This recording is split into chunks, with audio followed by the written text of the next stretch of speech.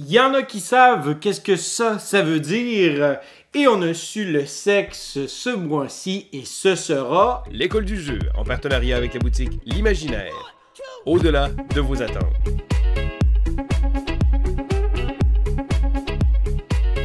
Bonjour mes fers à cheval, c'est Vince de l'école du jeu et aujourd'hui je vous présente mon Quad 9 Vince du mois de juin 2020. Un mois qui a été rempli de belles surprises et surtout, je suis très content. Ça a été un très beau mois pour plusieurs raisons. Tout d'abord parce que, comme je vous ai montré, on a eu une belle nouvelle. Mais au-delà de tout ça, ça a été un beau mois au niveau ludique et ça a été un beau mois au niveau de la température aussi, avec plein de belles nouvelles. Enfin bref, je vous en parlerai tout à l'heure pour une portion plus personnelle à moi. Autrement, dans cette vidéo, vous constaterez que je parle de différents jeux auxquels j'ai joué pendant le mois de juin. Donc, si ça ne vous intéresse pas d'écouter la vidéo au complète, alors je vous encourage grandement à aller voir dans la description. Vous aurez des timestamps, des marqueurs de temps qui vous permettront de vous retrouver dans la vidéo et savoir à quel moment je parle de quoi. Donc, voilà. Et si vous avez des questions, commentaires, laissez-les dans les commentaires. Ça me fera plaisir de pouvoir vous répondre et pourquoi pas laisser immédiatement un petit pouce vers le haut, simplement pour nous encourager à continuer notre travail. Alors, sans plus attendre, on débute avec Aristea. Aristea, j'ai dit ça le mois passé, je vais essayer de ne pas trop m'étaler sur ce jeu. Tout ce que j'ai à dire, c'est que plus j'y joue, plus je découvre la valeur ludique de celui-ci. Je réalise vraiment à quel point que j'avais une certaine... je pensais que le hasard avait une prédominance sur le jeu et finalement, oui, il y en a une certaine portion de hasard, mais ce n'est pas au détriment, mais bien pour le bénéfice du jeu. Je crois que je joue présentement justement un tournoi de Aristea sur Internet avec qui on fait compétition contre les grands joueurs de ce monde, donc les meilleurs joueurs au monde. Et ces joueurs-là sont extraordinaires, c'est vraiment le fun de discuter avec eux, c'est des gars très terre à terre, qui ont juste envie de s'amuser, ils ont juste envie d'avoir du fun, puis that's it, puis juste, hey, regarde, t'es nouveau, regarde, on va t'embarquer avec nous autres, parce que nous autres, on tripe, puis on veut agrandir cette communauté-là. Si ça vous intéresse, il y a un Discord pour Aristea et aussi, il y a le forum sur le site internet de Corvus Belli où est-ce que vous pouvez vous informer sur le jeu. Moi, je vous encourage grandement à aller voir davantage sur ce jeu si vous cherchez un jeu de duel dans lequel vous allez pouvoir avoir une diversité au niveau des personnages à jouer, mais aussi une capacité de pouvoir varier en fait votre manière d'approcher le jeu et d'avoir un contrôle aussi sur les équipes, sur la synergie qu'il peut y avoir entre les personnages. Sérieusement, je pense que c'est devenu un de mes jeux préférés à 2 joueurs, probablement dans mon top 3 des meilleurs jeux à 2. Cosmic Encounter, c'est un de mes jeux préférés et je réitère encore parce que j'en ai parlé le mois passé. La raison pour laquelle on y a joué ce mois-ci, tout d'abord, on est en déconfinement, donc j'ai pu inviter des gens à la maison, on a pu jouer au jeu, on avait beaucoup de plaisir et ça me tentait de ressortir ce jeu-là. C'est un jeu que j'aime beaucoup pour plusieurs raisons, mais notamment à cause de des situations loufoques et inattendues qui peuvent arriver à tout moment. C'est un jeu vraiment le fun. Par contre, ce n'est pas un jeu qui va mettre l'accent sur la victoire. Donc, les joueurs qui cherchent un jeu où est-ce qu'ils vont pouvoir performer ou encore un jeu où est-ce qu'ils vont ils vont pouvoir avoir le contrôle et une information exacte pour bien se diriger dans le jeu. Malheureusement, Cosmic Encounter, c'est pas fait pour ça du tout. Donc, c'est pour ça que moi, je vous encourage peut-être à approcher ce jeu-là avec une espèce d'ouverture d'état d'esprit. Juste de faire, on joue pour le plaisir, on s'amuse, puis advienne que pourra, on essaie de gagner, mais surtout on négocie, puis on a du fun, puis on crée des moments mémorables. C'est surtout ça, en fait, le but de Cosmic Encounter. Et j'ai joué aussi à son petit frère, Cosmic Encounter Duel, qui vient tout juste de sortir. Ça faisait un bout de temps que j'attendais ce jeu-là parce que Cosmic Encounter étant un de mes jeux préférés de tous les temps, j'avais très très hâte de voir la version Duel. Comment est-ce qu'ils allaient présenter en fait cette structure-là de jeu à 2 joueurs qui nécessite quand même de la négociation, qui nécessite beaucoup d'échanges aussi entre les joueurs. Donc là, à 2 joueurs, je me demandais comment est-ce que ça allait se présenter. Et je pense que Cosmic Encounter Duel fait un très bon travail de représenter le jeu à 2 joueurs en peut-être retirant cette portion de négociation-là. Mais on a tout de même des éléments qui reviennent, c'est-à-dire le hasard prédominant qui va nous amener en fait à vivre des moments mémorables. Ceci étant dit, il y a beaucoup de texte dans le jeu. Il y a certains éléments que j'ai trouvés abstraits. Et surtout, ce que je me demande, c'est dans tout l'océan de ces jeux à 2 joueurs qui sortent continuellement, et ce sont des excellents jeux à 2 joueurs, où est-ce que Cosmic Encounter se trouve-t-il parmi ceux-ci? Évidemment, il n'y a rien, c'est très particulier Cosmic Encounter Duel parce qu'il n'y a rien comme vraiment ce jeu-là. C'est vraiment un jeu qui sort entièrement du lot. Donc, c'est vraiment une expérience à vivre. Mais il y a beaucoup de déductions. Et l'autre chose, c'est ça, c'est qu'il y a beaucoup le hasard est prédominant, donc on n'a pas nécessairement tout le temps le contrôle en entier. Je ne sais pas trop quoi en penser, même si j'ai fait plusieurs parties, là, je pense que j'en ai fait 3 ou 4. Je trouve ça difficile à me positionner par rapport à ça parce que j'apprécie beaucoup le travail qui a été fait derrière, j'apprécie beaucoup l'œuvre dans son ensemble, au sens où est-ce que je trouve que ça sort tellement du lot, c'est très rafraîchissant jusqu'à un certain point, mais est-ce que j'apprécie ou est-ce que j'apprécie pas? C'est là où est-ce que je suis un petit peu ambivalent. Il va falloir que je joue peut-être avec d'autres joueurs autres que ma femme, parce que ma femme, elle apprécie, mais sans plus ni moins, tu sais. Donc là, moi, je serais curieux de l'essayer avec d'autres personnes, voir qu'est-ce qu'ils en pensent, qu'on puisse faire cet échange d'idées-là, puis aussi voir comment est-ce que d'autres joueurs pourraient jouer au jeu, parce que je pense que c'est un jeu aussi qui va permettre aux joueurs de mettre leur couleur à leur manière de jouer. Donc, pour moi, ça, c'est quelque chose qui est quand même intéressant. Et donc, je pense que le jeu dépend beaucoup de son adversaire et ça dépend aussi de comment est-ce que nous, on approche le jeu. Donc, pour ça, moi, je pense que ça fait une belle bébite. Mais est-ce que je suis prêt à pouvoir dire que c'est un jeu que j'apprécie vraiment puis que j'ai capoté comme j'aurais pu triper? Je ne pense pas. Définitivement, j'avais des attentes et mes attentes, j'ai été surpris. J'ai été vraiment surpris parce que c'est pas du tout à ça que je m'attendais. Et donc, on va voir qu'est-ce qu'il y en est par la suite. Je dis pas non, je ne suis pas fermé à y jouer. Et je pense même faire une critique de ce jeu-là parce que définitivement, il en vaut vraiment la peine. Là. Je trouve que c'est assez particulier et unique pour qu'il mérite une critique en soi.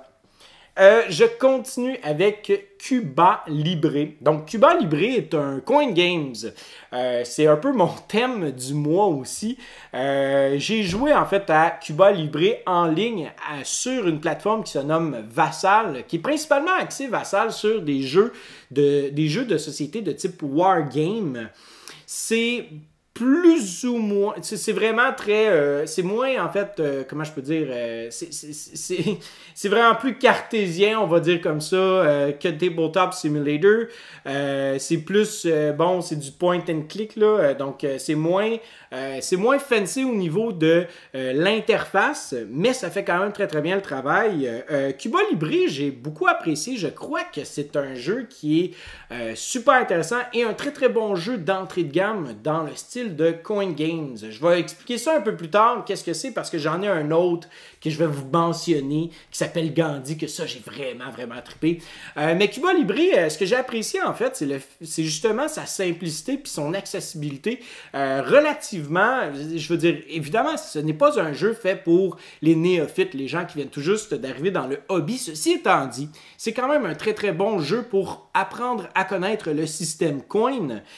Et aussi, c'est un jeu qui est relativement rapide. On parle d'un jeu entre 1h30 et 2h. Son gros hic, selon moi, c'est que c'est très abstrait si on ne connaît pas l'histoire de la révolution cubaine.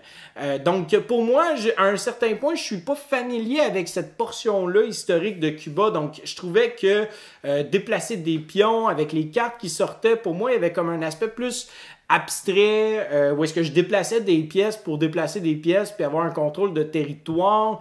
Et l'autre chose aussi, c'est peut-être le fait que on joue pas assez avec des joueurs qui ont beaucoup d'expérience. Puis ironiquement, ça va être un joueur qui a quand même beaucoup d'expérience qu'il faut te l'expliquer. Fait qu'il faut que tu t'attendes que la première partie, tu risques de te faire ramasser un petit peu, puis faut que tu regardes vraiment qu'est-ce que le système davantage que ta performance. Et ça, c'est valable pour tous les coin games, selon moi. Donc, vraiment, on cherche à explorer le jeu le plus possible, à découvrir, en fait, cet univers-là et voir qu'est-ce que les autres opus nous offrent dans ce style-là des coin games. Donc, ça se résume pas mal à ça, mon expérience avec Cuba Libre. Je pense que c'est un jeu que j'aimerais ça me procurer juste pour être capable de présenter ça. Puis, je pense que le système de jeu est très, très, très fonctionnel et très intéressant sur plusieurs points. C'est juste que je pense pas que c'est nécessairement, ça va rester à l'histoire. Faudrait que je le réessaye et je serais pas du tout contre l'idée de le réessayer. J'ai fait aussi une partie de domination où est-ce que j'ai fait une présentation du jeu. Et là, je vais faire un petit peu je vais faire marche arrière, marche avant dans qu'est-ce que je vous parle ce mois-ci. J'ai fait une vidéo de domination, de présentation du jeu, puisque j'ai réalisé quelque chose avec domination. C'est pas un jeu que j'ai aimé, mais vraiment pas. Ce n'est pas du tout dans mes cordes. Je n'ai pas apprécié. Je croyais que ça allait être vraiment bon, même après avoir lu les règles, je pensais que ça allait être super intéressant. Mais finalement, en y jouant, j'ai trouvé qu'il y avait un côté trop abstrait. Je trouvais aussi que le thème, je le sentais plus ou moins. Je pense que c'est un jeu que des gens vont beaucoup apprécier, qui sont capables d'avoir un esprit analytique et un esprit où est-ce que on déplace des pièces. Puis les gens qui aiment beaucoup les jeux abstraits vont probablement beaucoup apprécier parce que on a cet aspect-là d'arbre technologique qui est très, très, très intéressant d'un certain point de vue, puisque ces technologies-là vont nous permettre d'avancer plus rapidement dans le jeu. De l'autre côté, le déplacement est très intéressant parce qu'il faut respecter certaines règles de déplacement. Enfin bref, si ça vous intéresse, allez voir ma vidéo. Mais pour ma part, j'ai pas du tout apprécié mon expérience. J'ai trouvé que c'était long, puis malheureusement que ça ne satisfaisait pas la promesse que ça offrait. Pour moi, ça a été vraiment... ça n'a pas fonctionné du tout, principalement à cause de son côté abstrait. Je suis pas un grand fan de jeux abstraits, puis surtout, j'ai trouvé qu'à un certain moment donné, on prenait des décisions, puis j'étais pas certain de voir en fait la valeur stratégique à celle-ci, dans le sens où est-ce qu'on a un draft à choisir, puis si la carte est de ma couleur, je vais la choisir, puis si ma carte n'est pas de la couleur, je vais essayer d'aller chercher une carte qui va me permettre de faire le plus d'actions. Donc il n'y avait pas nécessairement de couteau tranchant, il n'y avait pas de choix déchirant. Je trouvais que ça devenait juste logique et irrationnel à un certain point. Faudrait que je réessaye, mais en même temps, je n'ai pas nécessairement l'intérêt de vouloir essayer ce jeu-là. J'en ai d'autres à essayer, mais si c'est un jeu qui vous intéresse, écoutez, le proto traîne chez moi, donc moi ça me ferait plaisir de pouvoir vous offrir ça. Peut-être que pour vous, ce serait peut-être plus dans votre branche de jeu, ce serait peut-être plus dans votre bowling alley, dans votre style. Puis j'ai rien à dire contre le jeu nécessairement, autre que ça ne concorde pas avec mon style de jeu personnel, puis que j'ai de la difficulté à voir la stratégie derrière les choix. Puis pour moi, ça n'a pas fonctionné. Et la raison pour laquelle je vous ai dit que j'ai fait une présentation sur le jeu, c'est parce que je suis arrivé un peu devant ce jeu-là.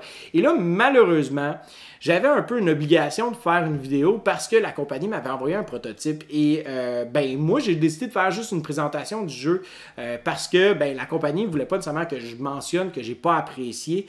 Et j'ai réalisé que j'ai pris conscience de quelque chose d'autre par rapport à ce jeu-là. Mais je vous en parlerai pas tout de suite parce que je veux vous parler des autres jeux. Mais je vais vous en parler dans une autre section où est-ce que je vais vous parler des vidéos que j'ai faites. Et je vais vous expliquer en détail en fait toute cette situation-là par rapport à cette vidéo-là. Donc, si ça vous intéresse d'aller voir ça, allez voir dans les commentaires. Il y a un timestamp pour ce moment-là. Mais je veux continuer. Je veux continuer avec Gandhi, qui est mon coup de cœur du mois. Gandhi, en fait, je l'ai juste là. On a fini une partie sur Vassal, encore une fois, et j'ai voulu immédiatement le mettre sur la table, y jouer. Et pour moi, c'est un succès monstre, ce jeu-là. Moi, ça m'a étonné, ça m'a grandement surpris, ça m'a charmé. Oui, je suis un fin connaisseur de cette époque-là, donc c'est sûr certain que je trouve ça hyper intéressant au niveau historique. Pour moi, je m'y retrouve énormément.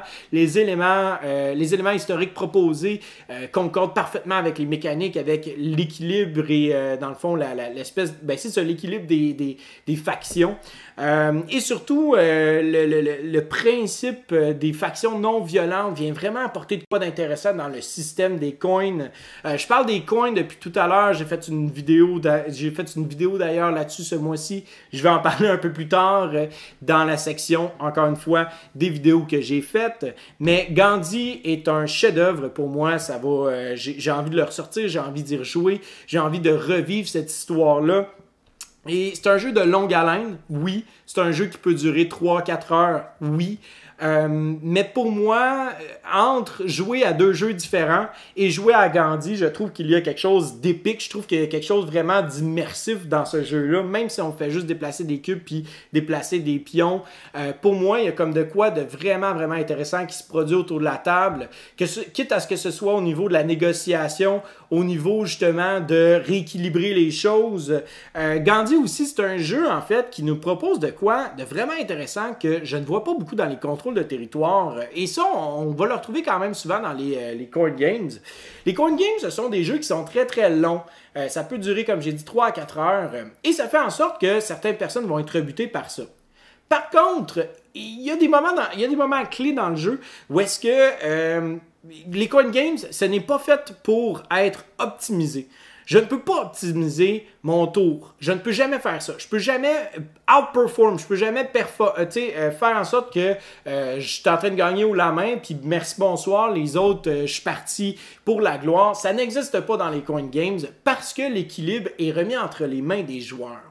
Ce qui m'intéresse beaucoup dans Gandhi, c'est le fait que on peut passer des tours à faire quelque chose d'inutile pour soi ou on peut complètement bousiller son tour et ça ne change rien à nos chances de gagner parce que le jeu est fait sur le long terme. Donc, on fait une erreur ici qui va avoir un impact sur le reste du jeu, mais ce ne sera pas un impact qui va nous empêcher de gagner la partie. Au contraire, ça peut même des fois nous aider à long terme parce que ça nous met en arrière des autres joueurs. Donc, les autres joueurs vont viser ceux qui sont les plus avancés dans la partie plutôt que nous.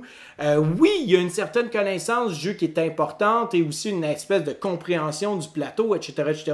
Ça, c'est très important, en effet. Mais ça ne fait pas en sorte que les coin games vont être des jeux statiques où est-ce que le joueur qui a le plus d'expérience gagne nécessairement. C'est un jeu d'opportunité et de saisir l'opportunité au bon moment. Et ça, parfois, ben, on le sait quand ça arrive et on ne le sait pas en même temps. C'est toujours dépendant de plein de choses. D'ailleurs, dans la partie, justement, il y a un point où est-ce que on a fait une vidéo, justement, sur notre avant, pendant et après.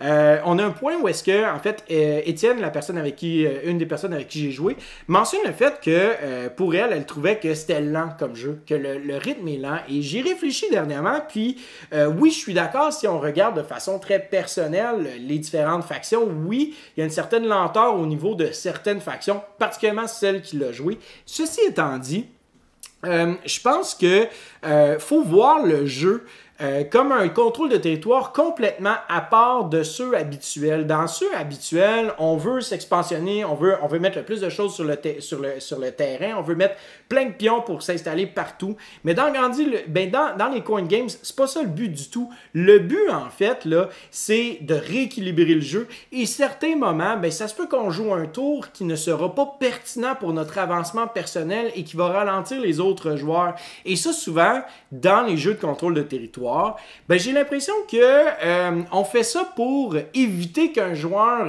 gagne et ça s'arrête là. Il n'y a pas de négociation, il n'y a pas de structure vraiment précise autour de ça. Alors que, puis des fois, c'est juste, bon, il y a du king-making, entre guillemets.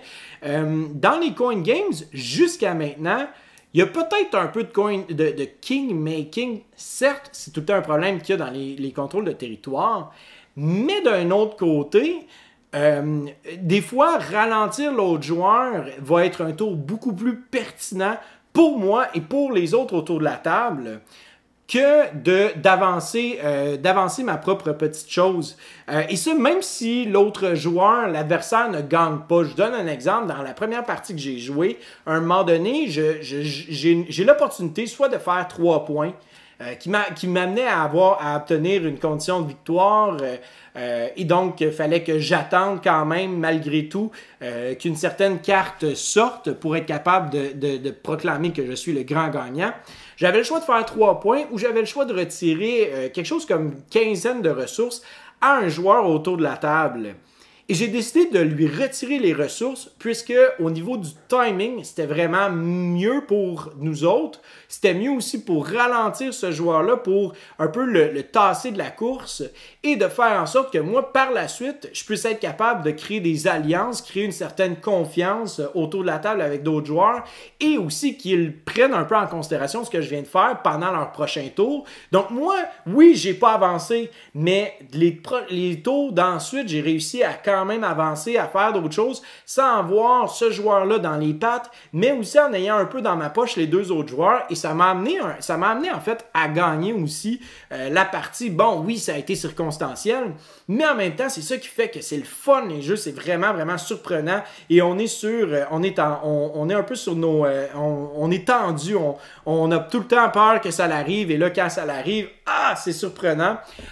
Donc, certaines personnes seront peut-être en désaccord avec moi, mais moi, je pense que oui, il y a un build-up qui est lent, mais ça fait en sorte que c'est pas parce qu'on a un build-up, une construction qui est lente de notre côté, qu'il se passe rien du tout sur le plateau. Il faut être parfois plus attentif à ce que les autres joueurs font et ralentir les autres que de construire notre petit engin pour être capable de faire des points. Et pour moi, ça crée cette interaction-là, cette espèce de chimie-là entre les joueurs, cette coopération-là organique qui s'installe autour de la table. Pour moi, c'est ça qui fait en sorte que c'est un chef-d'œuvre parce que chaque partie va toujours être différente puisque les personnes ne leaderont pas.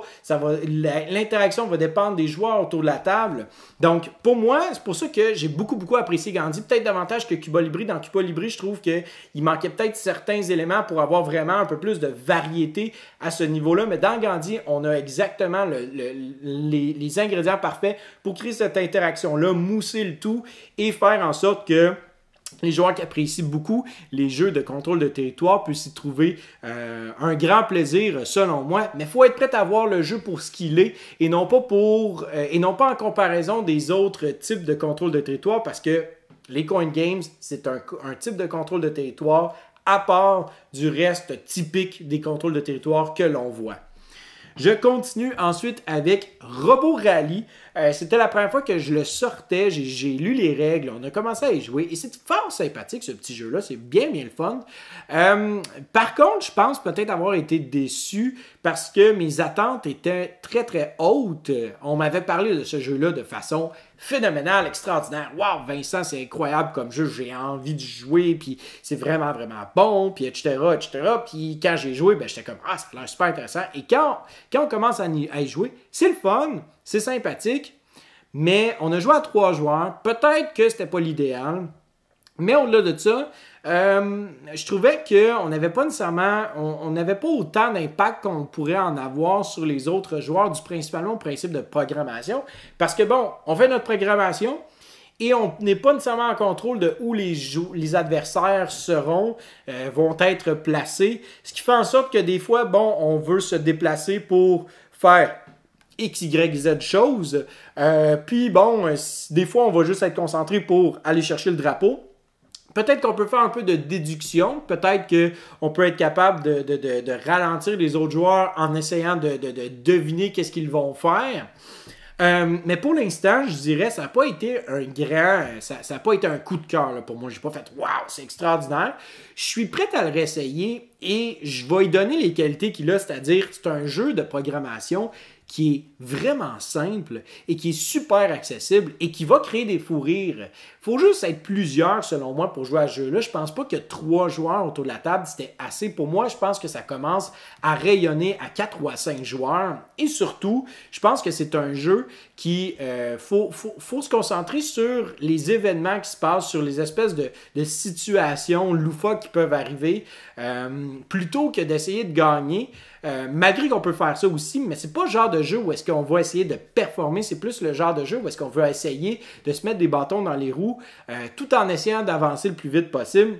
Donc, est-ce que c'est moi? Est-ce que c'est peut-être le nombre de joueurs? Je ne le sais pas, mais définitivement, probablement que c'est un jeu que je garderai dans ma collection à cause de son accessibilité, parce que c'est un jeu de programmation, puis que j'en ai pas beaucoup de jeux de programmation. En fait, il n'y en a pas beaucoup en général des jeux de programmation qui sont accessibles, qui sont simples, puis qui sont le fun à jouer, puis qui sortent bien ici et là. Donc, je pense que je vais quand même le considérer je vais considérer rejouer peut-être un plus grand nombre de joueurs. Enfin bref.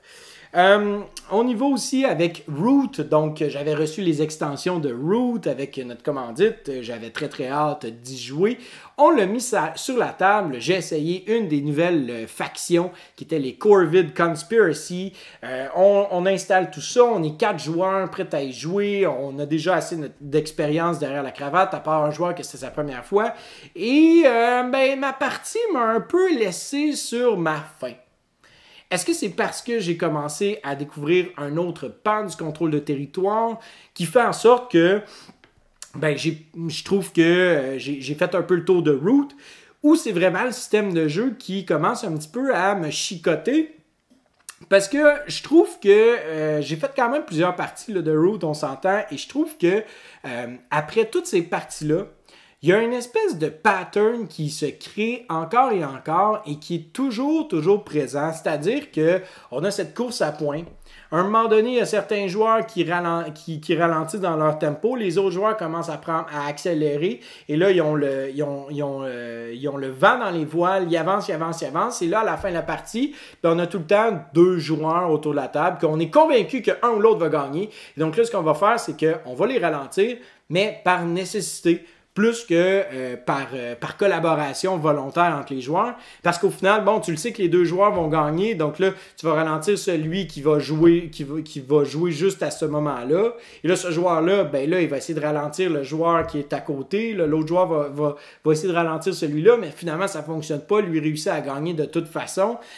Puis là, ben, félicitations, ça finit toujours un petit peu en queue de poisson, comme si on a cette espèce on a cette belle gradation-là de « Ah, c'est le fun, c'est super excitant. » Puis là, après ça, quand on atteint les 15-20 points, ben là, on dirait qu'on commence à tomber un peu, ça commence à décliner, en fait, ce plaisir-là.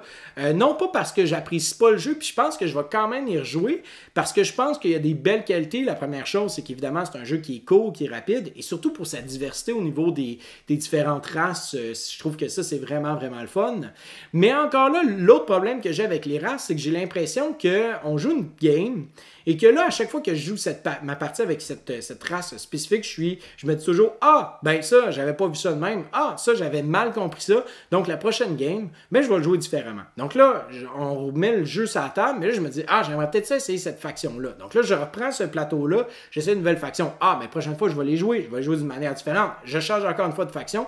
Là, quand je reviens avec cette nouvelle faction-là, ben là, je me rends compte « Hey, attends un peu, c'est quoi déjà qu'on pouvait faire? Ah oui, c'est un petit peu ça, etc. » Puis là, finalement, je fais encore des erreurs. Puis là, tu dis, ben, je vais la réessayer. Puis à un moment donné, tu deviens un peu hyper performant avec cette faction-là, ce qui fait en sorte que tu as fait le tour, puis ben, après 2-3 parties, ben, tu as fait le tour, puis après ça, tu vas changer un autre. Puis tu n'auras peut-être pas nécessairement envie de retourner avec cette faction-là. Peut-être que c'est moi, mais j'ai l'impression que c'est un beau jeu exploratoire. J'ai l'impression qu'il y a vraiment une belle diversité, mais qu'à un moment donné, peut-être qu'on fait le tour et que, oui, ça fait quand même une dizaine de parties que je fais, puis c'est quand même assez impressionnant qu'après 10 parties, on commence à avoir l'impression d'avoir fait le tour. Mais en même temps, je ne sais pas, il y a comme différentes choses qui me titillent. Peut-être aussi, comme j'ai dit, c'est à cause que j'ai joué à des contrôles de territoire qui étaient plus intéressants, qui concordaient davantage avec mes goûts personnels. Peut-être que c'est aussi parce que, bon, j'ai pas eu l'opportunité nécessairement de jouer. Peut-être que c'est simplement une espèce de que je suis blasé, je le sais pas. Mais ça change rien nécessairement au fait que j'ai envie d'y rejouer puis voir est-ce que c'est vraiment un sentiment qui est récurrent dans chacune des parties. Et si ce l'est, est-ce que je suis prête à accepter ce défaut-là à mes yeux, à moi, cette particularité-là du jeu? pour être capable d'y rejouer puis de faire, ben regarde, ça va arriver dans toutes les parties de toute façon. Accepte-le, accepte-le pas. C'est pas grave, ça arrivera, puis ben joue-y pour le plaisir d'y jouer, parce que oui, faut toujours se rappeler qu'on joue pour le plaisir, et surtout Root a quand même une particularité, tu sais, il est quand même à part, là, somme toute, là, donc faut considérer ça aussi dans l'équation, donc enfin bref, j'ai envie d'y rejouer, mais je suis en train de réaliser que c'est peut-être pas aussi merveilleux, puis flawless, sans défaut, que j'aurais pu le voir auparavant. Too Many Bones. J'ai joué avec ma femme, Nancy, on a joué une grosse partie, ça a duré 4 heures et c'est un des seuls jeux qu'elle a fini, qu'elle a dit « C'est long un petit peu, mais j'ai vraiment eu du fun, puis c'était vraiment cool, puis ben, je serais prêt à y jouer, puis ça me dérangerait pas de jouer 4 heures. » Ça, c'était le fun. Puis Too Many Bones, en fait, si je peux faire un comparatif avec Cloud Spire, je pense que Too Many Bones vient vraiment réussir quelque chose que Cloud Spire un peu échoue, entre guillemets, parce que Too Many Bones est complexe au niveau des personnages, au niveau de leur construction, de la construction, en fait, d'engins autour de ce personnage-là. C'est difficile aussi d'avoir notre petite machine huilée, mais on a l'avantage qu'on joue avec les autres joueurs. Donc, les autres joueurs sont prêts à vouloir nous aider à optimiser notre petite machine. Et aussi, on est face à une certaine notion de programmation, mais on est face aussi à du hasard, ce qui fait en sorte qu'on a des belles surprises. Et ces surprises-là, on les vit ensemble. On est déçus ensemble, on est content ensemble, ce qui fait en sorte qu'il y a toujours une espèce de vibe, de flow autour de la table qui s'installe, qu'on est tous ensemble et on vit tous les mêmes émotions. Et ça, pour moi, c'est quelque chose qui fait en sorte qu'on connecte. Alors que Cloud Spire, quand on commence à y jouer, ben, il faut avoir 2 joueurs qui ont vraiment beaucoup d'expérience avec les factions. Il faut vraiment avoir 2 joueurs qui connaissent bien le jeu, parce que si un des 2 joueurs connaît plus ou moins sa faction, il risque de se faire donner une claque. Et pour moi, ça, c'est quelque chose que je trouve dommage un petit peu. Il y a une version coopérative de Cloud Spire, mais pour l'instant, j'ai trop envie de continuer à jouer à Too Many Bones à cause du thème, à cause du hasard, à cause des émotions fortes, alors que Cloud Spire peut peut-être davantage plaire à des joueurs plus euros, là, costauds, parce que justement cette programmation-là, c'est toute une question de planification à l'avance, de gestion, de gestion du hasard, mais très très peu de hasard versus Too Many Bones, qu'on lance tout le temps des dés. Donc pour moi, je pense que ça, c'est quelque chose qui est vraiment intéressant de Too Many Bones, contrairement à Cloud Spire. Mais encore une fois, Cloud Spire, j'ai plein de fleurs à lui lancer, là, parce que des joueurs qui veulent vraiment avoir un jeu de confrontation 1 contre 1, qui vont avoir le même niveau de jeu, ben ça va être définitivement un jeu qui va concorder, parce que c'est compétitif, versus Too Many Bones qui est coopératif. Mais Too Many Bones, ça reste un de mes jeux préférés à 2 joueurs. J'apprécie énormément ce jeu-là. D'ailleurs, je viens de recevoir plein de stocks de l'ancienne campagne. J'ai vraiment hâte d'essayer tout ça, de mettre ça sur la table. Enfin bref, je vous en donne une nouvelle. Peut-être une vidéo si ça vous intéresse aussi du nouveau stock de Too Many Bones. Qui sait? Je continue avec une partie de l'île au trésor, Treasure Island, ça faisait longtemps qu'on n'avait pas sorti. On a vraiment eu du fun. Et c'était drôle de voir, il y avait quelqu'un autour de la table que c'était sa première partie. Et cette personne-là était fâchée, tu sais, était comme « Oui, mais ce que tu me dis comme indice, ça vaut rien. C'est donc ben de la scrap. Pourquoi tu me dis ça? Je peux pas comprendre. » Puis c'est ça qui est drôle, parce que justement, thématiquement, ça fait du sens, parce que Long John Silver, c'est un beau parleur, puis il dit n'importe quoi pour mener les gens en bateau.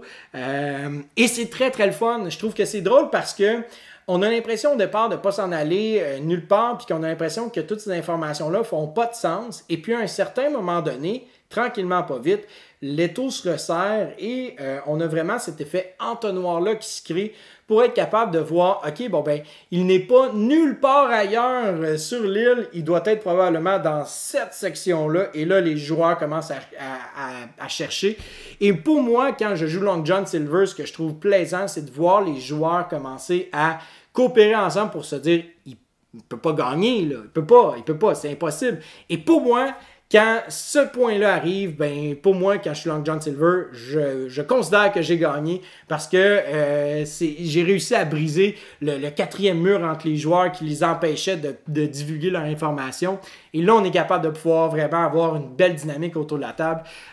Et surtout, il y a des joueurs qui disent « Ah, c'est plate parce que c'est long entre les tours. » Oui, mais c'est parce que pendant le tour de l'autre, tu as des informations. Donc, tout nous donne des informations dans ce jeu-là. Et souvent, c'est de l'information qui est subtile et c'est une information qui est inverse au jeu typique de déduction habituelle. Dans ce jeu-là, il y a un côté essai-erreur dans Treasure Island, un côté essai-erreur, mais aussi un côté où est-ce qu'on va commencer à déduire sur où n'est pas le trésor. Donc, on y va avec essai-erreur. OK, on le sait qu'il n'est pas là. Là, tranquillement, pas vite, on sait que dans cette section-là, il n'est pas là à cause de l'indice qu'il vient de nous donner. OK, parfait. On s'en va vers une autre section. OK, il n'est pas là. Donc, c'est le côté essai-erreur, le côté déduction. Donc, pour moi, je pense qu'il y a beaucoup de gens qui sont peut-être qui ont peut-être mal perçu peut-être la déduction derrière. On peut très facilement ne pas apprécier le jeu aussi. Tu sais, c'est fort possible. Mais je pense que ce jeu-là offre peut-être davantage que qu'est-ce qu'on laisse croire au départ. Donc, Treasure Island, vraiment, là, si vous n'avez pas encore joué, j'ai fait une critique du jeu. C'est vraiment, vraiment le fun. Un de mes jeux préférés de déduction. Puis vraiment, là, j'ai envie de le ressortir tout le temps. Là, surtout quand on me dit « Hey, j'ai pas joué à ça. Ah, let's go, on y joue. » Ou même en fin de soirée « Hey, on joue-tu une petite game de Treasure Island? » Oui, OK, let's go. Et le dernier jeu que j'ai envie de vous parler, c'est Welcome to Las Vegas, le nouveau opus de Welcome to. Et j'avais très hâte de l'essayer, particulièrement parce que j'avais eu des gens autour de moi qui m'avaient dit des bons commentaires par rapport à ce dernier. Et on m'avait dit que c'était plus gamer. Donc là, je me dis, ah, OK, bon, ben peut-être que, tu sais, on peut voir qu'est-ce que ça peut offrir, etc., etc. Et, ben, j'étais déçu. J'ai trouvé que c'était très mât. J'ai trouvé que c'était long. J'ai trouvé qu'il y avait trop de hasard pour il y avait trop de hasard au final pour notre capacité de gestion. Il y avait trop de choses qui étaient dépendantes de qu'est-ce qui tourne à quel moment, avec quel chiffre. Puis ça a comme vraiment fait ça a été un gros miss pour moi. Ça a été vraiment, on a complètement manqué la cible parce que c'est trop complexe pour que je présente ça à monsieur, madame, tout le monde, un peu comme Welcome to.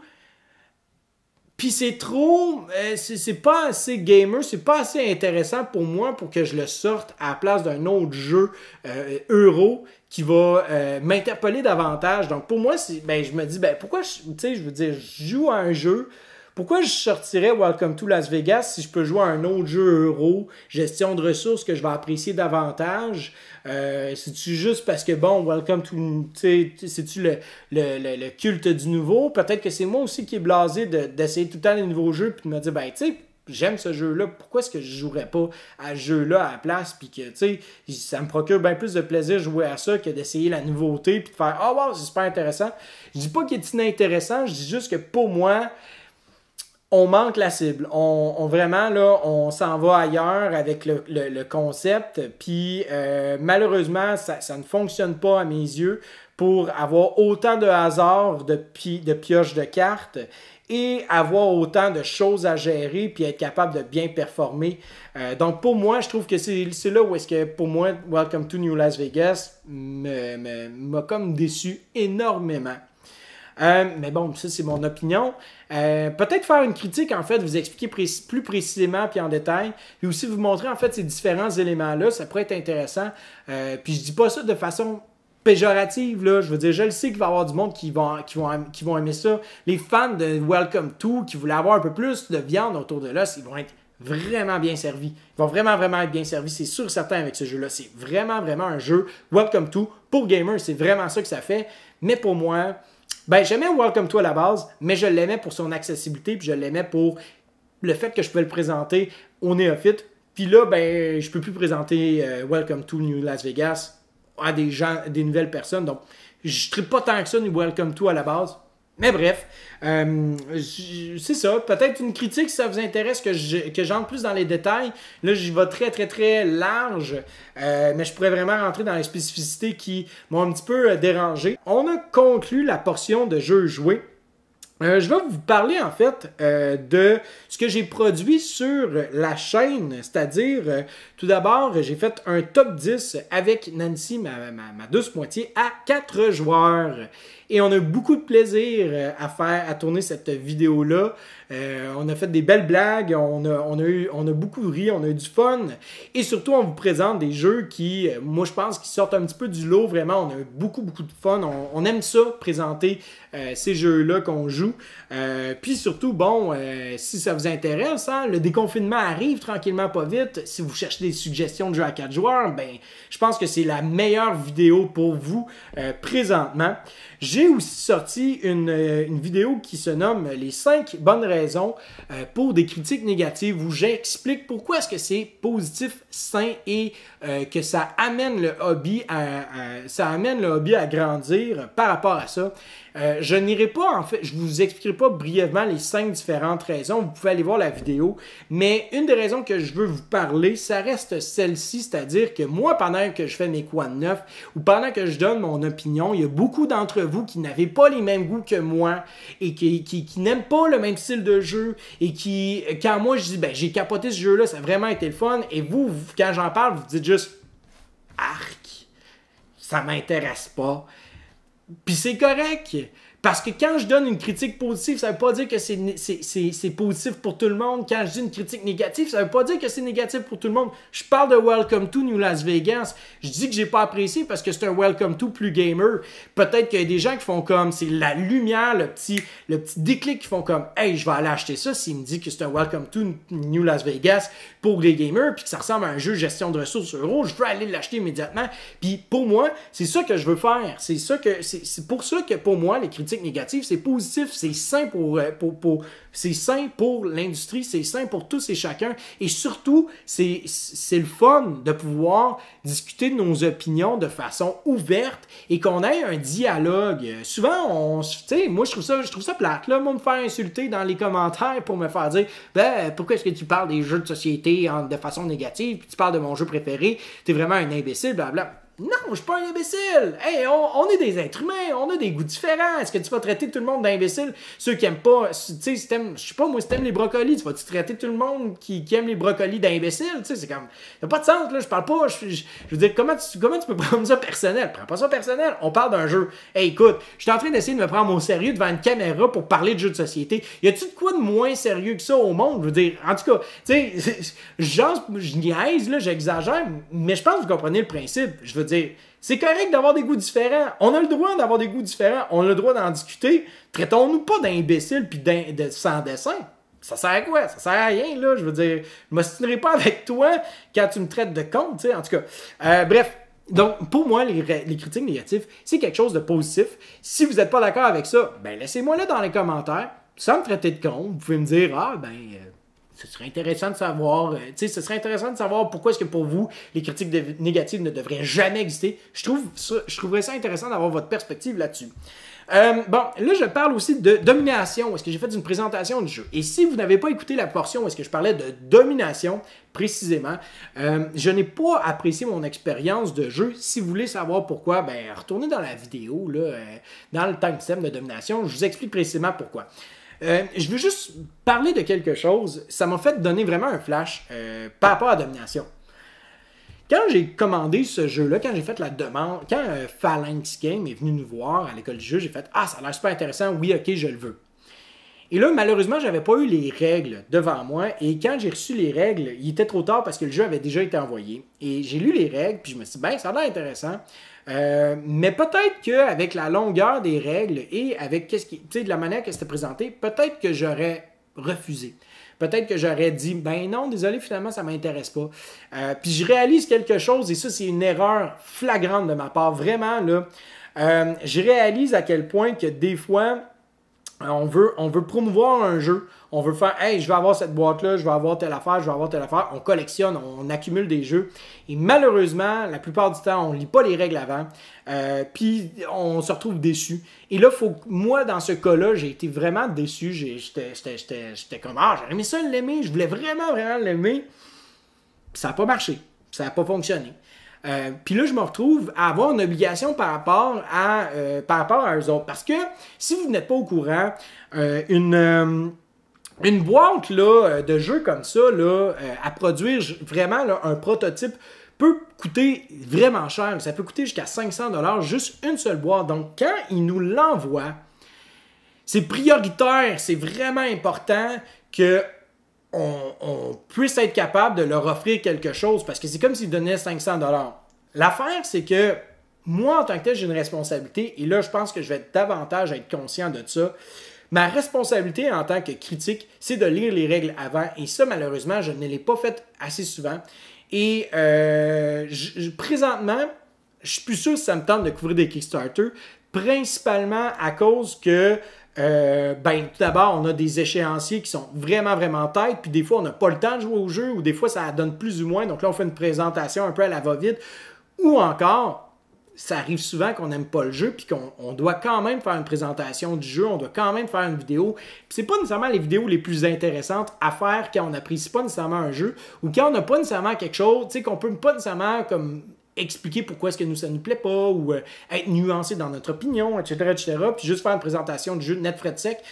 Moi, personnellement, c'est ça que je suis en train de réaliser, puis je pense que je ne ferai plus vraiment de Kickstarter parce que ça m'est arrivé trop souvent, je trouve. Je trouve qu'il y a vraiment beaucoup de jeux sur Kickstarter qui ont passé et que malheureusement, ça a été un miss pour moi. Puis ça m'arrive régulièrement, là, je dirais, là, tu sais, régulièrement, là, on s'entend, là, mais ce que je veux dire, c'est que pas tous les jeux que j'ai couverts, que j'aimais pas, mais ça arrive régulièrement que, bon, des fois, je me retrouve avec des jeux, puis je suis comme, bah, tu sais, c'est correct. Ça me fait pas plus, ça m'émerveille pas plus que ça. Puis ben, je suis obligé quand même de faire une vidéo puis dire que c'est bon. Puis oui, c'est bon, mais je suis pas capable de dire pleinement comme qu'est-ce que j'aimerais vouloir dire. Ce qui ramène un petit peu aux critiques négatives. Donc pour moi, en fait, ça c'est quelque chose que j'aime beaucoup. Le fait d'avoir une commandite dans une boutique me permet d'acheter un jeu puis de dire ma véritable critique, ma véritable pensée sur ce jeu-là. Pour moi, c'est quelque chose de super positif. Puis je pense peut-être y aller davantage avec cette zone-là. Puis pour ce qui est des Kickstarter, ben je vais peut-être y aller davantage avec... je vais retourner en fait à la base de Kickstarter. Je vais retourner avec des petites compagnies qui ont besoin absolument de Kickstarter pour être capable de produire un jeu et de pouvoir le mettre, de le mettre sur le marché ou de voir leur produit devenir vie. Donc vraiment un rêve qu'ils ont envie de partager. Puis je vais vérifier davantage les jeux aussi. Présentement, j'en ai un qui arrive bientôt qui est Houston We Have a Dolphin, qui est un jeu qui est présentement actuellement sur Kickstarter. Je vous enverrai en fait le lien vers celui-ci. C'est un jeu de déduction pour 3 à 5 joueurs, un peu à la manière de Résistance, mais dans une thématique un peu funky et une application. Donc pour moi, ça c'est comme wow, ok, c'est super particulier, c'est vraiment le fun comme dynamique. Et ils ont sorti en fait un jeu auparavant qui s'appelait Soviet Kitchen, que moi j'ai trouvé ça super drôle, super cocasse. Je pense que, tu sais, ce genre de truc-là, moi, ça m'intéresse de vouloir encourager ces compagnies-là parce que, ben, c'est justement, ces gens-là ont besoin de Kickstarter pour faire vivre leur projet. Donc, moi, je pense que je vais retourner à ça, puis je vais vraiment retourner vers des compagnies qui ont besoin, peut-être un petit coup de pouce, là, un petit coup de main pour être capable de faire vivre leur projet et surtout des jeux que quand je lis les règles, je trouve ça interpellant, puis je trouve ça intéressant. Puis c'est pas parce que on refuse votre jeu d'ailleurs que il est pas bon ou quoi que ce soit. Des fois, c'est juste qu'on n'a pas le temps ou des fois, ça nous interpelle pas. Puis justement, au lieu d'être pris avec un engagement où est-ce qu'on va faire une présentation ou qu'on va pas nécessairement pouvoir dire pleinement notre opinion, ben des fois, on aime mieux rien dire. Puis ben il y a tellement d'autres reviewers, il y a tellement plein d'autres chaînes YouTube que c'est sûr certain qu'il va y avoir du monde qui vont être intéressés par rapport à ce jeu-là. Je peux pas croire, là, tu sais. Donc, voilà. Donc, ça a été vraiment une longue parenthèse pour expliquer de domination. Et ben, je suis désolé, tu sais, vraiment, je m'excuse par rapport à tout ça. Mais je trouve que quand même, c'est ça, moi, ma responsabilité aurait été de demander les règles avant qu'ils m'envoient une copie du jeu, puis je l'ai pas faite, puis ben c'est ça. Donc, j'apprends de mes erreurs, hein, et j'essaie d'être le plus humble avec vous. Hein, puis si vous aimez pas ça, parce que là, vous dites, ah, Vincent, il est hypocrite, hein, il dit pas sa véritable opinion. non, je l'ai dit souvent, là, puis regarde, je vous dis qu'est-ce que j'en pense de domination présentement, ça n'a pas été dans ma tasse de thé. Fait que, tu sais, je le fais, mais à des moments opportuns. On va le dire que ça comme ça. Coin Games, j'ai fait une vidéo sur les Coin Games. C'est quoi ça? Je vous explique en gros via Gandhi justement comment fonctionnent les Coin Games. Et là, j'ai plusieurs personnes qui m'ont dit « Ah, mais ça a l'air donc bien que tu présentes Gandhi. » Non, c'est ça qui est hot. C'est que je suis en train de vous dire, bon, voici les particularités de Gandhi. Mais ces particularités-là, c'est juste, je vous le spécifie. Ça, c'est particulier à Gandhi. Ça, c'est des conditions de victoire particulières, mais toutes les coins ont des factions qui ont des conditions de victoire qui vont fonctionner de façon complètement différente. Voici le système de cartes, puis là, je vous montre les cartes, puis là, tu sais, je vous montre la séquence de jeu aussi. Fait que je présente vraiment le coin game, puis ce qui est drôle, c'est que une des personnes qui a été là pendant notre partie de Gandhi a dit, ben moi, j'ai écouté ta vidéo, j'ai lu, tu sais, j'étais comme, j'appréhende, puis tout ça. J'ai lu ma faction, je vais lire les règles. Puis finalement, en lisant les règles, c'est vraiment rendu compte qu'en effet, cette vidéo-là présentait vraiment juste qu'est-ce que les Coin Games, puis c'était littéralement ça. C'était vraiment juste ça. Et là, après ça, les actions des joueurs reviennent spécifiquement à leur faction personnelle. Puis c'est ça qu'il faut lire, dans le fond, avant la partie. Mais une fois qu'on connaît un Coin Game, c'est ça qui est hot. C'est que après ça, t'as un monde de possibilités parce qu'on utilise un squelette. Et là, après ça, on met de la chair autour de l'os. Et voilà, on a un jeu qu'on est capable de pouvoir jouer, qu'on est capable d'apprécier pour sa diversité et surtout sa présentation. Puis ces différentes manières d'utiliser le système de jeu. Moi, je trouve que c'est vraiment, vraiment hot pour ça, un coin game.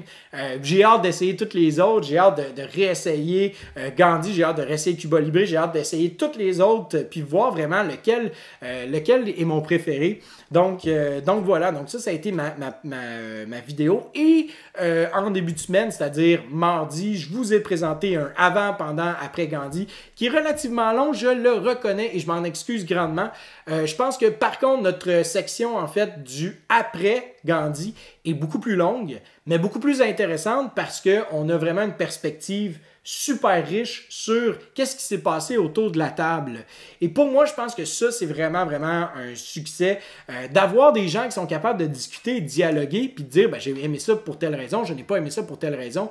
Et je trouve que les arguments qu'on donne, la discussion est super intéressante. Si ça vous intéresse d'en savoir davantage, mais que vous trouvez la vidéo longue, ben, pourquoi pas l'écouter un peu à la manière d'un podcast? Tiens, écoutez-la, puis faites juste entendre ce qu'on a à dire, mettez ça en bruit de fond, puis vous allez savoir en fait si Gandhi est pour vous ou non, parce que nos opinions étaient tellement divergentes qu'on a réussi quand même, je pense, à couvrir les points positifs, les points négatifs et quel joueur que ça va venir interpeller, quel autre joueur qui ne sera pas interpellé. Pour ce qui est du prochain mois, donc là, malheureusement, je suis désolé, les mois passent tellement vite, c'est incroyable. J'ai des gens qui m'avaient demandé de faire une vidéo de la Granja, j'ai même pas eu le temps de faire ça, j'ai même pas eu le temps d'y penser, mais là, on est en vacances pour l'été, fait que là, moi, j'ai envie de faire plein de vidéos, j'ai envie de m'investir, puis de pouvoir présenter plein de jeux et d'arrêter de couvrir la nouveauté, de pouvoir couvrir, en fait, des jeux qui me tentent. Donc, j'ai vraiment hâte de vous parler de toutes les découvertes que j'ai. J'ai envie de faire une vidéo, puis dis-moi si ça vous intéresse, une vidéo, en fait, de ma ludothèque. Vous montrer mon top 200 jeux. Hein? Donc, dans le fond, les 200 jeux, j'ai peut-être un peu moins de 200 jeux, mais en tout cas, ma bibliothèque, vous montrer c'est quoi mes jeux que j'ai de l'autre bord. Puis comme ça va vous permettre un peu de voir, OK, bon, ben, tu sais, c'est quoi qu'il y a dans sa ludothèque. Puis souvent, bon, ben, j'ai des jeux que personne n'a vu. Fait que ça pourrait être intéressant. Donc voilà, donc c'est ça. Donc vraiment pour les prochains mois, si vous avez des vidéos que là, vous faites comme là, Vince, il faudrait que tu fasses ça. On va être dans le mois de juillet. Je suis content. Je vais vouloir le faire avec plaisir, puis je vais avoir du temps. Ça va me faire grandement plaisir de le faire. Donc, laissez-moi dans les commentaires si vous avez des vidéos, des trucs de jeux que vous voudriez que je parle davantage. Aussi, je veux faire une espèce de séance de streaming de Aristea pour mes parties en ligne. J'ai 2 Français qui sont avec qui je vais jouer. Donc, je vais probablement streamer ces 2 parties-là et les mettre disponibles sur la chaîne pour que vous puissiez voir en fait une autre dynamique que celle que je vous ai présentée auparavant avec le live d'Aristea. Là, présentement, on va pouvoir être avec 2 autres joueurs que je connais pas du tout, puis de voir en fait comment est-ce que ça se passe en fait en ligne, cette espèce d'interaction-là. Et finalement, aussi faire des vidéos sur chacun des personnages de Aristea. Ça va être malade. Je pense que je vais vraiment triper. Je veux faire des espèces de séances très très courtes, une espèce de vidéo de 3 minutes super punchée sur chacun des personnages pour vous dire comment est-ce que ce personnage-là se joue, pour vous donner le goût de jouer à Aristea, parce que c'est bon, c'est super bon comme jeu. Puis les gens qui apprécient pas les jeux de skirmish, de duel, peut-être que ça pourrait vous plaire, tu sais. Il y a plein de beaux éléments dans ce jeu-là. Allez voir, sérieusement, j'ai envie de vous partager ça, j'ai envie de jouer à Aristea.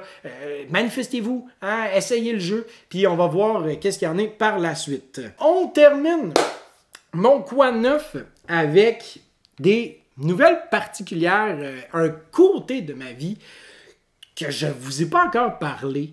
Le 14 février, on est la Saint-Valentin. Moi et ma femme, ben c'est ça, on se prépare pour aller travailler. Elle s'assoit sur le bol de toilette.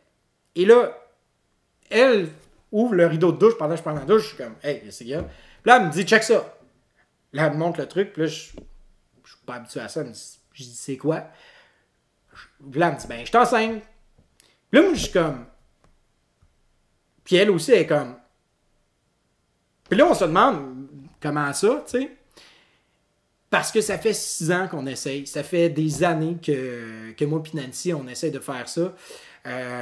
C'est vraiment lourd. Ça a été vraiment quelque chose de difficile dans notre couple. Ça nous a causé beaucoup de conflits. Ça a causé aussi on a eu beaucoup de frictions par rapport à ça. Ça a été énormément d'épreuves, surtout avec tout ce qu'on a vécu. On peut en vivre là, des vertes et des pommures là, en tant que couple. Je pense que moi et Nancy, on a eu notre lot de vertes et de pommures. Je pense qu'on en a eu énormément des pommes pourries dans notre couple par rapport à plein de choses. Dernièrement, en fait, ça a été très difficile. Ça a été très difficile. On a décidé de mettre de côté le projet bébé parce qu'on avait fait 10 inséminations. Ça faisait déjà 2 ans qu'on essayait. À travers ces 2 ans-là, ça n'a jamais fonctionné. On essuyait un échec après l'autre. Après ça, on a tombé en clinique de fertilité où est-ce qu'on a fait nos 10 inséminations. Après ça, l'année passée, on a commencé à faire fécondation in vitro. On avait essayé, ça n'a pas fonctionné. Et le timing était vraiment mauvais parce qu'on a eu d'autres problèmes dans notre vie avec notre maison. Puis tout ça, je ne veux pas rentrer dans les détails. Mais c'est ça. Puis dernièrement, en fait, on a eu encore d'autres... on a eu beaucoup d'épreuves, en fait, depuis de septembre 2019 à la fin de 2019. Et on a décidé ensemble de faire, ben, si on n'a pas d'enfant, ben, c'est correct. On n'aura pas d'enfant. De toute façon, est-ce que ça me tente vraiment d'avoir un enfant? Puis... avec tout ce qui se passe dans le monde, avec toutes les choses qui sont en train de se produire, puis toutes les mauvaises nouvelles, est-ce que vraiment on a envie d'avoir un enfant qui va grandir là-dedans? Ça va être quoi dans 20, 30, 40 ans? Est-ce que vraiment cet enfant-là va grandir puis il va être heureux dans ce monde-là qui est en train un peu de comme tomber dans la déchéance? En tout cas. Fait qu'on a comme abandonné le projet, puis c'est ça. Puis, ben finalement, 14 février est tombée enceinte. Puis on était comme vraiment flabbergastés. Je veux dire, les deux, là, ce matin-là, on a juste dit, ben, je pense qu'on est mieux de pas se parler. Puis on est parti de notre bar, on est allé travailler. Puis on s'est juste dit, on s'est pas bien crié, on s'est pas bien parlé cette journée-là. On est revenu, puis on a comme pas beaucoup parlé, tu sais. Parce qu'on était un peu sous le choc, puis on se disait, ça se peut-tu, tu sais, pourquoi? Puis comment ça, tu sais? Pourquoi est-ce que là, ça l'arrive? C'est bizarre. Puis là, maintenant, on a commencé, puis là, je veux dire, ça commence à faire, depuis le mois de février, là, ça fait quoi? Ça fait comme 4 mois, là. Puis il est encore là. Puis ça s'en vient. Puis là, on est comme, tu sais, je vais devenir papa. Puis c'est comme, c'est particulier, là, tu sais, je m'attendais jamais à vivre ça. Puis là, on a su que Nancy était convaincue que ça allait être un petit gars, puis là, on se signait sur le nom. Moi, j'avais envie d'avoir un nom un peu plus particulier, mais en même temps, on s'est dit, bon, on pourrait essayer on pourrait l'appeler un nom plus classique, un peu moins fréquent, puis tout ça. Parce que là, il était convaincu que ça allait être un gars, puis là, c'était comme, non, ça va être un gars, c'est sûr. Puis là, moi, j'ai même pas pu aller... À cause de la COVID, j'ai même pas pu aller aux échographies, j'ai même pas pu voir cette bébête-là bouger. Hein, cette petite crevette-là, j'ai même pas pu voir ça bouger dans son ventre. J'ai rien pu voir, moi, depuis le début de la COVID. Fait que moi, tout ce que Nancy me ramène, ben, c'est des photos. Fait que je suis comme, ben écoute, il y a quelque chose là-dedans qui bouge. Hein? Puis à ce qui paraît, ben, ça bouge beaucoup. Puis finalement, quand la dernière échographie, c'était celle que on nous annonçait le sexe, elle arrive dans la voiture, puis elle me dit, tu penses que ça va être quoi, toi, Vincent? Je suis comme, ben, c'est un gars, tu dis depuis le début que c'est un gars, puis elle se met à rire, elle dit non, ça va être une fille. Fait que on attend une petite fille qui va s'appeler Evelyne. Fait que c'est ça. Fait que c'est vraiment c'est particulier. Je trouve ça vraiment, vraiment c'est un beau moment. Puis je pense aussi, c'est ça, je pense que tu sais, on a tellement vécu d'épreuves, puis il y a tellement de commentaires.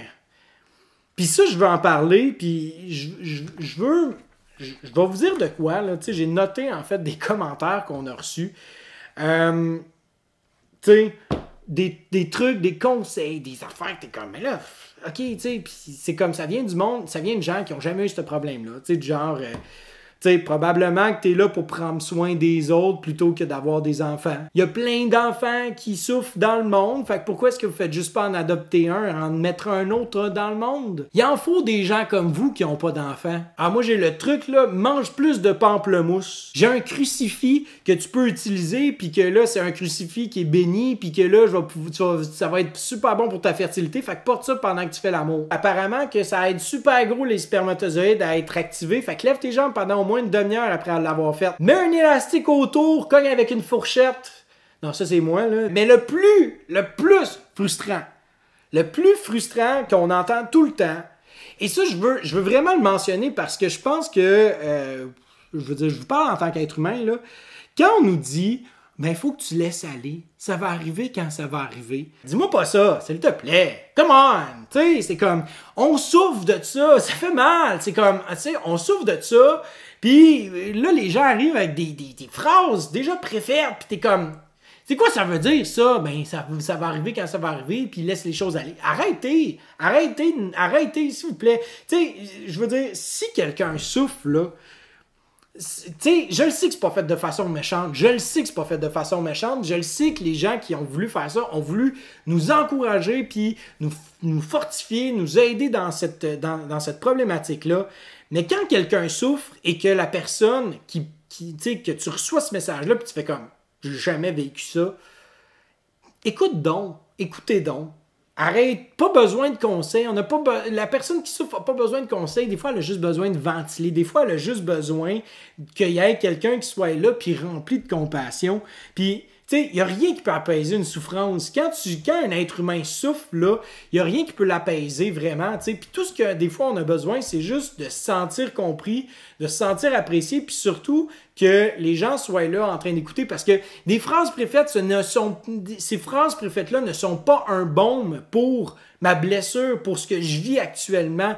Ce qui va être un baume, c'est le temps, c'est le temps qui va faire ces choses, qui va nous apprendre davantage sur la vie. Mais tu sais, je le sais que c'est pas fait de façon négative, je le sais que c'est pas fait de façon méchante, mais tu sais, des fois, c'est mieux d'écouter puis de rien dire que d'essayer de vouloir donner 1001 conseils puis que, tu sais, c'est comme ça n'a pas de bon sens. Ou, tu sais, c'est comme, tu sais, que réfléchissons des fois à dire, est-ce que moi, j'aimerais ça me faire donner ce conseil-là à ce moment-là quand je vis telle chose, tu sais? Puis ça. Puis j'aimerais ça m'adresser à ceux qui sont un peu dans notre situation puis qui sont dans une situation similaire, tu sais. Tu sais, je pense que l'important, là, vraiment, dans tout ça, c'est vraiment quand vous allez être capable de laisser aller tout ça, ben ça va arriver. Non, c'est pas vrai. Mais blague à part, tu sais, je veux dire, je comprends, puis ça a vraiment été difficile pour nous deux. Puis je comprends pas pourquoi est-ce que ça nous arrive, puis je comprends pas pourquoi est-ce que ça arrive là. Puis, tu sais, je peux juste être reconnaissant, puis je peux juste être dans la gratitude par rapport à ça. Puis, tu sais, si vous avez besoin d'en parler, si vous avez besoin de communiquer ce genre de situation-là, ben, tu sais, il y a des gens qui vont vous écouter, puis il y a des gens qui vont être prêts à vous épauler, puis, tu sais, il y a des manières aussi de pouvoir en parler, d'être capable d'être soutenu à travers tout ça. Puis c'est vraiment pas un processus qui est facile, puis j'encourage tout le monde, tu sais, qui n'ont pas eu de difficulté avec la fertilité, de se pencher puis se demander, tu sais, comment est-ce que vous autres vous sentiriez si vous êtes incapable d'avoir un enfant, puis que c'est un peu hors de votre contrôle, que ce soit au niveau de la personne avec qui vous êtes ou non. Je me demande vraiment comment est-ce que les gens réagiraient, puis en tout cas, c'est difficile, puis je veux juste mettre ça sur la table, mais c'est ça. Bref, là, c'est ça. Mais là, Evelyne, elle s'en vient, puis elle bouge beaucoup. À ce qui paraît, elle a des longs membres, puis là, elle bouge, elle n'arrête pas de bouger. Elle va être comme son père, ça a l'air. Puis là, dernièrement, il y a aussi quelqu'un là, qui a fait des photos là, avec le FaceApp là, qui transformait mon visage en femme. Puis là, on se disait, hey, ça peut avoir l'air de ça. Elle va être cute, tu sais. fait que c'est ça, tu sais. Fait que je suis super content, puis je suis vraiment heureux de pouvoir vous en parler. Puis voilà. Donc, merci beaucoup, merci beaucoup, en fait, de m'écouter, puis de partager tout ça avec moi. J'apprécie beaucoup. Puis merci beaucoup, en fait, de votre écoute. Puis si vous avez des commentaires, si vous avez quoi que ce soit à discuter, ben laissez-moi aller dans les commentaires. Si vous n'aimez pas que je fasse des parenthèses comme ça trop personnelles, dites-moi là du fait comme, hey Vince, parle donc juste de jeu, s'il te plaît. Tu sais, c'est comme on n'a pas besoin de ta vie personnelle. On veut juste ta tête pour les jeux, ta tête pour les autres affaires, laisse tomber. Pas de problème, j'ai aucun problème à faire ça. Moi, regarde, je veux dire, j'ai du plaisir à vous partager ça. Si vous en avez pas à m'écouter, OK, ben j'en parlerai pas. Puis si vous êtes marabout puis vous aimez pas ça, ben écoutez pas. Qu'est-ce que vous voulez que je vous dise? Mais sur ça, écoutez, merci beaucoup de m'avoir écouté. Je vous encourage beaucoup à nous laisser un pouce vers le haut encore une fois. Vous abonner à notre chaîne et nous suivre sur Instagram, nous liker sur la page Facebook de l'École du jeu. Tous ces beaux petits liens vont être en bas dans la description. Et sur ce, mon nom était Vincent et je vous souhaite à vous et vos amis un bon jouage.